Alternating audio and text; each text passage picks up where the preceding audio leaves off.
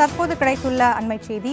Cigarette கம்பெனிக்கும் Tamil பல்கலைக்கழகத்துக்கும் வித்தியாசம் இல்லையா என ஐகோர்ட் கிளை கேள்வி எழுப்பியுள்ளது. தஞ்சை தமிழ் பல்கலைக்கழகம் எதன் அடிப்படையில் சித்தா சான்றிதழ் படிப்பை வழங்குகிறது என ஐகோர்ட் கிளை கேள்வி எழுப்பியுள்ளது. இதனை அண்மை செய்தியாக பார்த்து வருகிறோம்.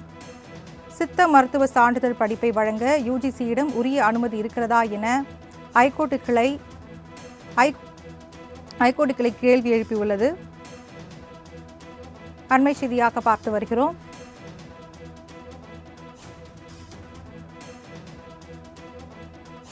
சித்த மருத்துவ சான்றிதழ் படிப்பை வழங்க யுஜிசியிடம் உரிய அனுமதி பெற்றுள்ளதா என ஐகோர்ட் கிளை கேள்வி எழுப்பியுள்ளது.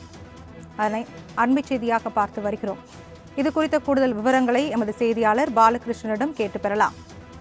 வணக்கம் பாலகிருஷ்ணன், விவரங்கள் என்ன பதிவு பண்ணலாம்? வணக்கம். யுஜிசியிடம் உரிய அனுமதி பெற்றுள்ளதா?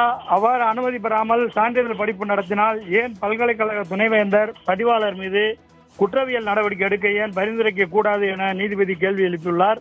சிகரெட் கம்பெனிக்கும் தமிழ் பல்கலைக்கழகத்திற்கும் வித்தியாசம் இல்லையா என கேள்வி எழுப்பிய நீதிபதி தஞ்சாவூரை சேர்ந்த வல்லம் பகுதியைச் சேர்ந்த ஜெயக்குமார் தாக்கல் செய்த மனுவில், தஞ்சாவூர் வல்லம் கொட்டார தெருவில் சித்த மருத்துவம் நடத்தி வருகிறேன்.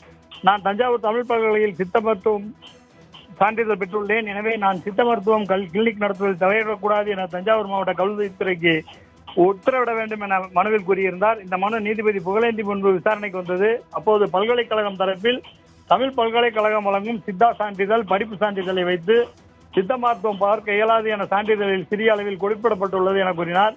இதனைத் தொடர்ந்து நீதிபதி தஞ்சாவூர் தமிழ் பல்கலைக்கழகம் எதன் அடிப்படையில் சித்தா சான்றிதழ் படிப்பு வழங்குகிறது, இவ்வாறு தஞ்சாவூர் தமிழ் பல்கலைக்கழகம் வழங்கும் சித்தா மருத்துவ சான்றிதழ் படிப்பில்லை சித்த மருத்துவம் பார்க்க இயலாது என சிறிய எழுத்துக்களில் குறிப்பிட்டுள்ளோம் என கூறுவது, சிகரெட் கம்பெனி கூட தான் புகைப்பழக்கம் உடலத்திற்கு கேடு என சிறிய அளவில் எழுத்துக்கள் பதிவிக்கப்பட்டுள்ளது.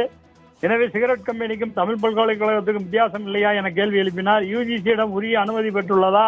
அவ்வாறு அனுமதி வராமல் சான்றிதழ் படிப்பு நடத்தினால் ஏன் பல்கலைக்கழக துணைவேந்தர் பதிவாளர் மீது குற்றவியல் நடவடிக்கை எடுக்க பரிந்துரைக்க கூடாது?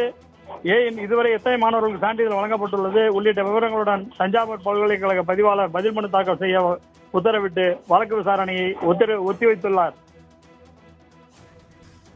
கூடுதல் விவரங்களுக்கு நன்றி பாலகிருஷ்ணன்.